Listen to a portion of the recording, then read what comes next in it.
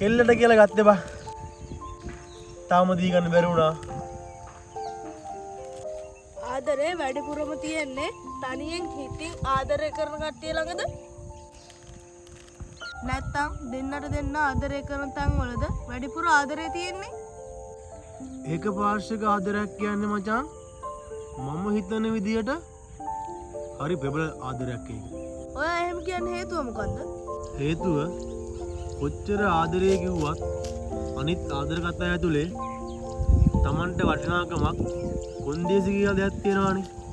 මං ඔයා ගැන හොයලා බලනවා නම් ඔයාට පුළුවන් වෙන්න ඕනේ මං ගැන හොයලා බලන්න. මං ඔයාට කතා කරනවා නම් ඔයාට පුළුවන් වෙන්න ඕනේ මට කතා කරන්න.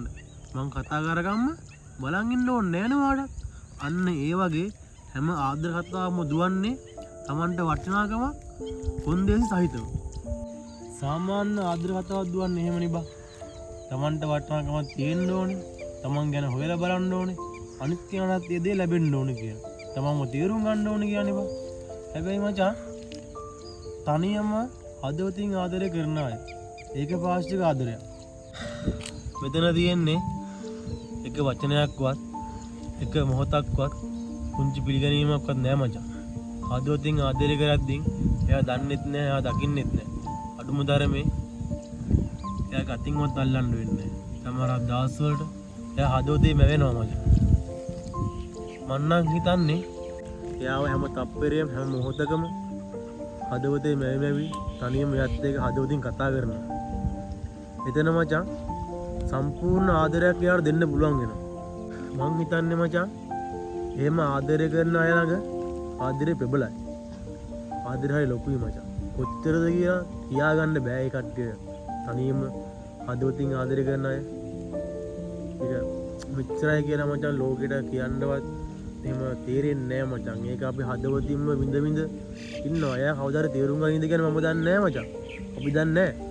ඒවන් මචං ඒ ආදරේ තනියම ආදරය කරනවටත් වඩා දෙන්නට දෙන්න ආදරය කරනවටත් වඩා මචං එක හිතකට ආදරය කරන එක මචං එයා ලැබුණත් නොලැබුණත් ආදරය කරන එක මචං ඒකම දරා ගන්න බැරි වුණත් අන්න එතන තමයි මචං ආදරේ ප්‍රබලයි කියන්නේ.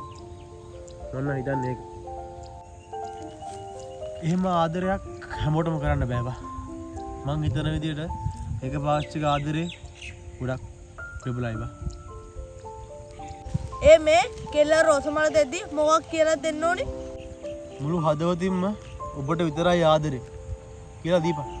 ඒ මේ ඔබ ටවුමට ගියොත් රෝසමල් 3ක් ගෙනල්ලා දියන් හාද? මොකට 3ක්? හදවතින් ආදරය කරන්න 3 දෙනෙක් ඉන්නවා. Oh shit! මගේ අතින් අම්මට